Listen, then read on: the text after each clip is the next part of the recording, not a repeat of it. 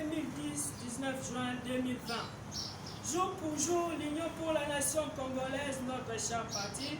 totalise ses 10 ans d'existence et de lutte politique dans l'échiquier politique congolais. À cette occasion, nous, la jeunesse, souhaitons un heureux anniversaire aux jeunes cadres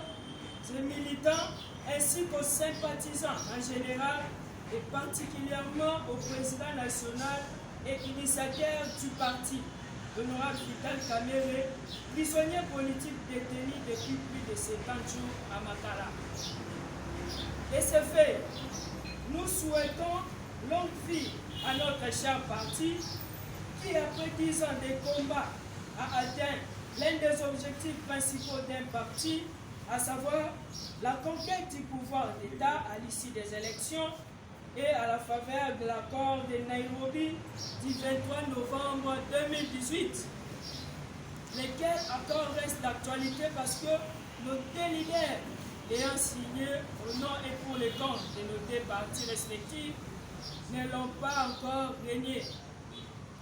Qu'à cela ne tienne,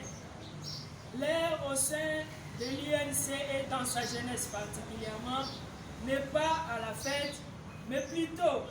à la méditation, car en ce moment, notre leader, comme nous l'avons souligné si haut, traverse un moment d'acharnement politique sans fondement ni précédent. Au sujet de cet acharnement politique,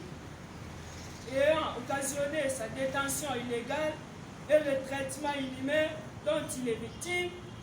nous lui apportons tout notre soutien indéfectible ainsi que la loyauté sans faille de toute la jeunesse du parti. En outre, nous pensons à tous les Banamboka de l'INC détenus illégalement et injustement en ce moment, dont Joseph Papi Okada et les autres. Par ailleurs, après avoir suivi les différentes audiences de l'instruction à la plaidoirie ensemble avec le peuple congolais et toute la communauté internationale, nous soulignons que les indices de culpabilité étant vantés à la fois par les ministères publics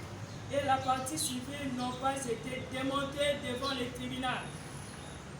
Et face à cette absence criante des preuves de culpabilité de l'honorable Vital Kamerhe, et considérant les doutes semés par les témoignages contradictoires dans les chefs du tribunal, nous appelons quant à la justice à faire preuve de neutralité et d'impartialité absolue afin de ne pas se faire complice de l'acharnement politique dont est victime notre leader. Par conséquent, nous attendons du tribunal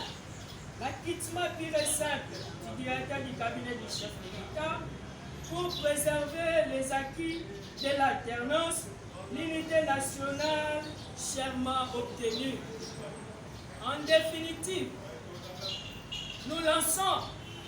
un appel pressant au peuple congolais ayant compris la vérité après les différentes étapes du procédure de 100 jours,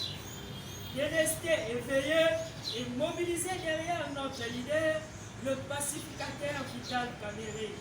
pour faire échec à tout plan visant son élimination, tant politique que physique. Et à la jeunesse de l'Union pour la nation congolaise, nous demandons de se mobiliser dès demain, vendredi 20 juin, date de la création de notre parti, et samedi 20 juin, pour suivre depuis tout le siège ces verdicts qui doivent rimer avec la vérité dans le strict respect des mesures barrières édictées par les autorités sanitaires.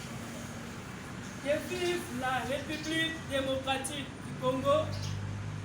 que vive l'Union pour la nation congolaise et son président national, que vive la jeunesse de l'UNC.